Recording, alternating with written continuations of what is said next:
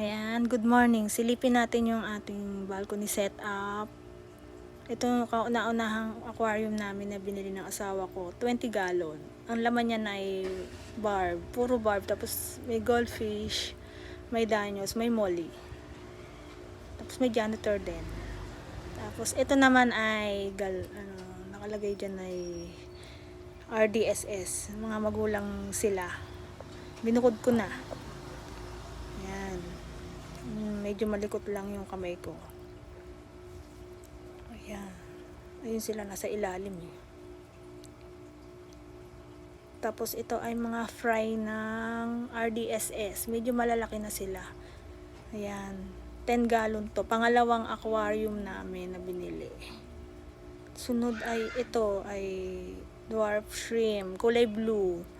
Tatlo sila eh. Hindi ko makita yung isa. Ayun oh. One, nasa na? Ayun, nasa may, ayan. Baka kinain ng butiki yung isa. Kawawa naman. Tapos ito ay fried din ng HB, ay hindi, RDSS to. Mga fry na maliliit. Ayan, kasi nga fry eh. Ayan. Basta nandyan yan. Tapos ito ay pangatlong gallon, 5 gallon na binili namin. Mga fry ng HB Red. Tapos ito ay fry din, nasa styro. Tapos hindi sila magka-age eh, kaya binukod ko. Ito HB Red.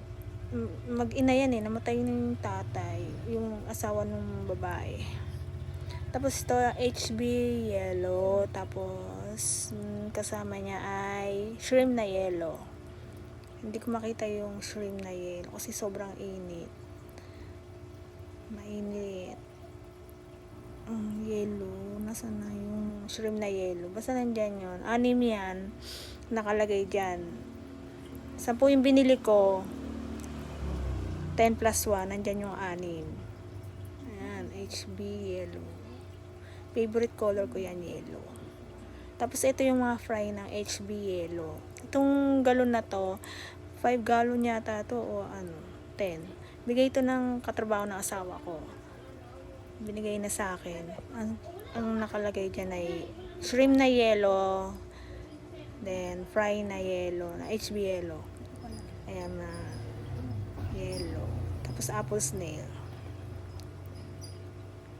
Ayan na, bye!